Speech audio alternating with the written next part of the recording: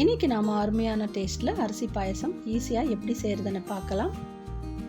அதுக்கு 1 கப் அளவுக்கு basmati rice 1/2 hour ஊற வச்சு நல்லா ஆறினதும் மிக்ஸி ஜாரில் லைட்டாக பல்ஸ் கொடுத்துட்டு இப்படி அரைச்சி வச்சுக்கலாம்.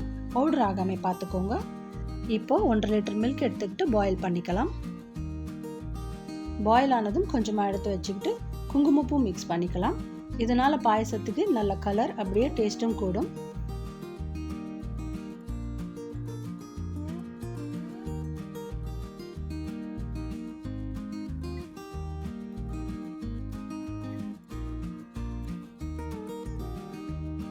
இப்போது மிக்சியில் லைட்டாக அரைச்சி வச்சுருக்கிற ரைஸ் ஆட் பண்ணிவிட்டு மிக்ஸ் பண்ணிக்கலாம்.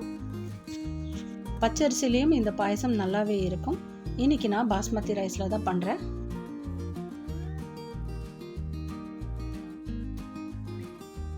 அரிசி வேகட்டும்.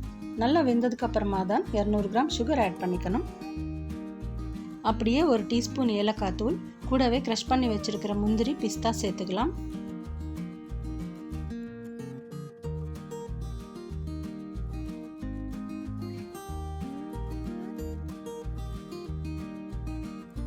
லாஸ்ட்டாக எடுத்து வச்சுருக்கிற சாஃப்ரான் மில்க் ஆட் பண்ணிவிட்டு மிக்ஸ் பண்ணிக்கலாம்.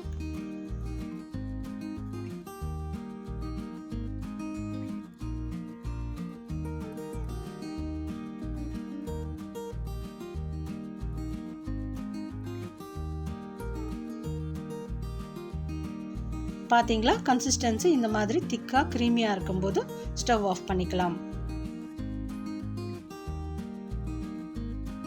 அவ்வளோதான், ரொம்ப சிம்பிளாக டேஸ்டியான ரைஸ் கீர் ரெடி ஆயிடுச்சு. எடுத்து சர்வ் பண்ணிக்கலாம். இந்த வீடியோ பிடிச்சிருந்தா லைக் பண்ணுங்கள், ஷேர் பண்ணுங்கள், சப்ஸ்கிரைப் பண்ணுங்கள். வீடியோ பார்த்ததுக்கு நன்றி.